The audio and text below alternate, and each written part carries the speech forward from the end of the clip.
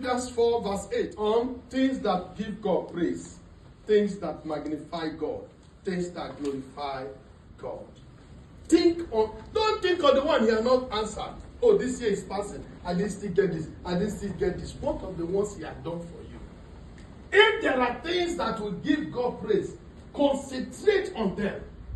That's why the songwriter said, count your blessings. 10 men were healed. 10 of them. They didn't book for it.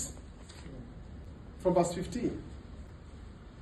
Only one. Many believers have had a lot of interventions, deliverances, visitations, healings, salvations, but they never return to give thanks. It's the heart condition. Take a day off. Even coming to worship God on Sundays, He preserved you from Monday until Saturday. Your appearance to His presence on Sunday morning is appreciation to Him. Coming to say, Father, I thank you. He went back to present himself. All he needs is your heart first. Paul said to the Macedonian Christians, he said, I am appreciating you, not because of the many gifts you have given to me, but that you first gave yourself to the Lord. Because until you have given yourself to God, your money cannot come to God. Your substance cannot come to God.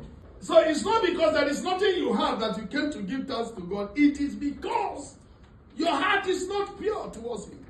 Further, he didn't have anything. He had been a leper many of his life. So others rushed immediately to show themselves, because where a man's treasure is, there his heart will be. Some of them wanted to go immediately to show themselves to their enemies. You will cast some men out. These ones were cast outside the city gates. Some waited to rush to show themselves to their wives, to their husbands. But these ones, this one man said, no. How can I go home? Let me go and appreciate this man that healed me. And when he got to Jesus, he fell down on his knees and he worshipped.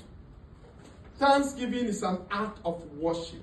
Anyone at the sound of my voice, hear this and hear it well. Thanksgiving is your heart condition. Deuteronomy 8:18 says, you shall remember the Lord your God, for He is the one that giveth thee power to create wealth. So the money you have paycheck at the end of the month is not your sweat, like some of us say. It is God that gave you the power. The business you did and you prospered, it is not you. Because there were some people who labored more than you and didn't get the fruit. Amen? Amen. It is God that giveth thee power. Deuteronomy 8:18. Thou shalt remember the Lord your God. This leprous man, remember that it was not. In fact, some of them will be thanking God, say, thank God we followed this way today. I wanted to follow the other way. I'm glad I followed this way. And they rushed. It didn't cross their mind to go back. But one said, how can I? And the Bible said, that one man that returned to give God thanks was a Samaritan. In the days of Jesus, the Samaritans were like half castes. They were not pure Jews. And they were treated as Gentiles. Yeah. The children of Ephraim forgot his works and his wonders that he had shown them.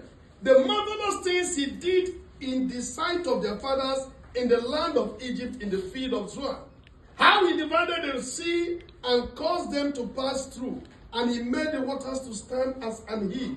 And they tempted God in their heart by asking meat for their loss. So you are not permitted to ask for more if you have not thanked for the past. Yeah. They were asking for more meat for their loss, instead of appreciating him for the one he had done. The reason why many believers have a one-time miracle is because they refuse to give thanks.